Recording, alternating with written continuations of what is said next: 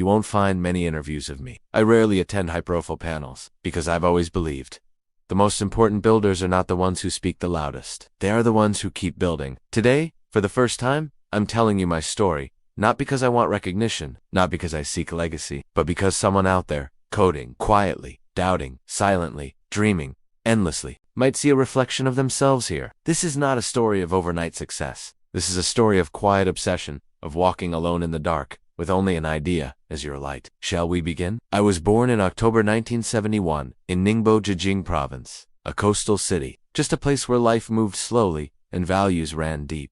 My father was an engineer. My mother, a teacher. They didn't give me toys. They gave me curiosity. In school, I wasn't the most popular kid. I didn't talk much. But whenever I looked at a machine, I wanted to know what made it tick. The first time I touched a computer, I felt something shift inside me. It was an Apple II. I was reading memory registers, changing code, breaking things just to rebuild them again. Most kids wanted to become astronauts or doctors. I just wanted one thing: to understand how everything works. In 1989, I entered Chengdu Institute of Radio Engineering. I studied electronic science, not because it was popular, but because it felt like the closest path to my obsession. University was not easy. I wasn't from Beijing or Shanghai. I didn't have connections. I had to build my identity from scratch. Every night, when others slept, I wrote code, not for grades, but for joy. I realized something early. The people who change the world are not the ones who follow instructions. They're the ones who rewrite them. After graduation, I worked for the government in Ningbo. It was a secure job, decent salary, but inside,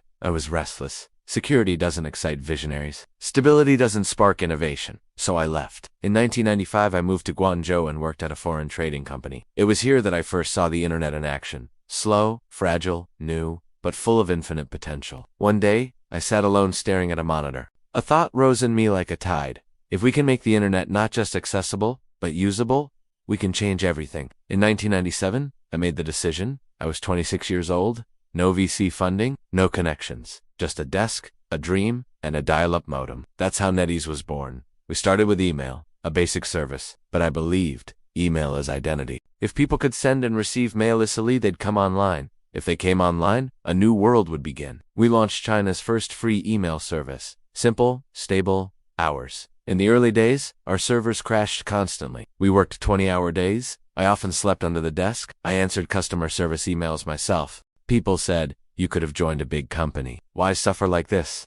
But I wasn't suffering. I was becoming, because every crash taught us resilience. Every bug taught us attention. Every complaint taught us empathy. The internet bubble came, and then the crash. In 2000, our stock collapsed. We were almost delisted from NASDAQ. Investors disappeared. Employees quit. Journalists wrote us off. I remember one day, sitting alone in the office, looking at the server lights blinking silently in the dark. I said to myself, even if no one believes in us, I will not stop. And I didn't, because I knew we weren't building a company. We were building a foundation. Then came the second chapter of our story. Gaming. China was changing. Youth culture was rising. And I saw a new frontier. Not just games for entertainment, but digital worlds where people could belong. In 2001, we started developing online games. Everyone thought we were crazy. We're not Korea. We don't have talent. We don't have IP.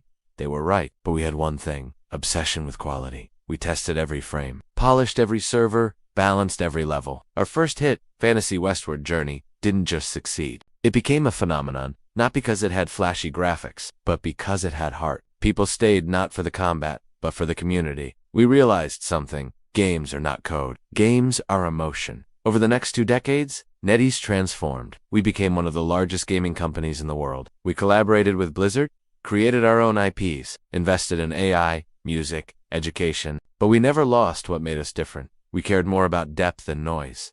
While others chased speed, we chased soul. We didn't want to be the fastest. We wanted to be the most trusted. Even today, our games are known for one thing: respect for players. People ask me, why don't you appear more? Give speeches, build a personal brand. My answer is simple: because I'm not the product. My ideas are, I don't want to be followed. I want people to follow their own ideas with the same intensity I had. Every time I see a teenager escaping into a NetEase world, not to run away from life, but to find themselves, I pause, and I feel something deeper than success. Purpose, because I didn't set out to be a billionaire. I set out to build something that mattered. So, who am I? I am not loud, not famous, not interested in being a legend. I am William Ding, founder of NetEase, a quiet builder from Ning, who believed that, even in a country of 1 billion people, One man with a keyboard and a question could shape the future. And I proved, you don't have to shout to build something the world never forgets.